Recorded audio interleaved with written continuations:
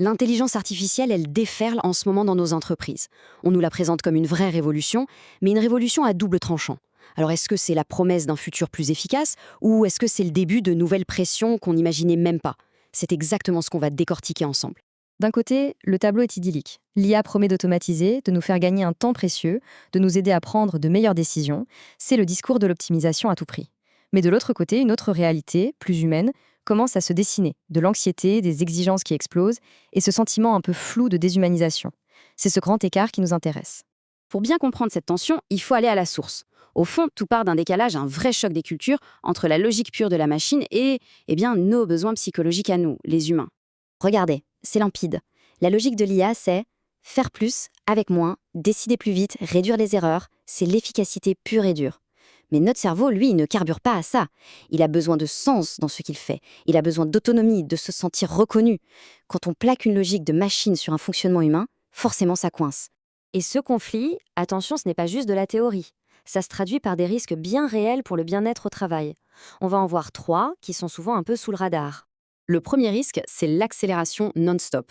Avec l'IA, le rythme s'emballe, les attentes grimpent, les délais fondent. Le résultat est mécanique, notre cerveau, lui, n'est pas un processeur. Il n'a plus le temps de souffler, de récupérer. Et ça, c'est la voie royale vers l'épuisement, le fameux burn-out. Le deuxième risque, il est plus subtil. C'est la perte de sens. Quand l'IA commence à prendre des décisions, à automatiser des tâches complexes, on peut vite en arriver à se poser des questions un peu vertigineuses. Mais moi, à quoi je sers encore? C'est quoi ma valeur ajoutée? Ça peut mener à une sorte de désengagement silencieux.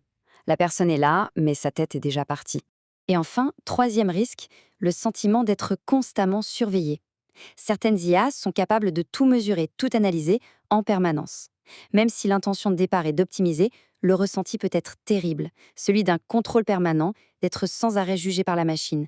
C'est une pression énorme. On en arrive donc à un paradoxe assez fascinant. L'outil qui était censé nous libérer du travail pénible pourrait bien être en train de nous enfermer dans une prison d'un nouveau genre. Cette phrase, elle résume absolument tout. La promesse de libération contre le risque d'enfermement. C'est toute l'ambiguïté de l'IA aujourd'hui au travail. Le mécanisme de ce paradoxe est d'une logique implacable. On nous donne plus d'outils, ce qui génère plus de données, ce qui mène à plus d'exigences, et à la fin de la chaîne, au lieu d'être soulagé, on se retrouve avec une charge mentale qui a explosé.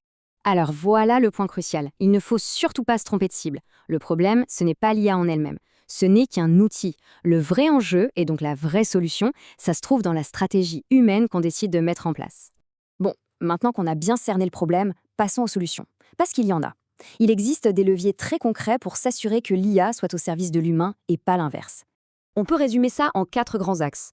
D'abord, il faut restaurer le sens. Ça veut dire être ultra transparent sur pourquoi on met en place une IA, ce qu'elle va faire et surtout ce qu'elle ne remplacera pas. Ensuite, deuxième point, il est vital de garder l'humain dans la boucle. L'IA est un assistant, un copilote, mais jamais le seul pilote dans l'avion. C'est la seule façon de préserver l'autonomie et le sens des responsabilités. Troisièmement, l'IA doit être utilisée pour soulager. Son but premier devrait être de supprimer les tâches répétitives, sans valeur ajoutée, pour nous libérer du temps pour ce que seul un humain peut faire, la créativité, la relation, la stratégie. Et enfin, quatrième levier, et c'est peut-être le plus important, il faut créer le dialogue. Il faut parler ouvertement des peurs, écouter les inquiétudes et construire les usages ensemble. C'est comme ça qu'un outil qui peut faire peur devient un allié. Pour conclure, s'il ne fallait retenir qu'une seule idée, une seule image pour comprendre l'impact de l'IA, ce serait celle-ci. L'IA est un amplificateur. Qu'est-ce que ça veut dire? C'est simple, elle n'invente rien.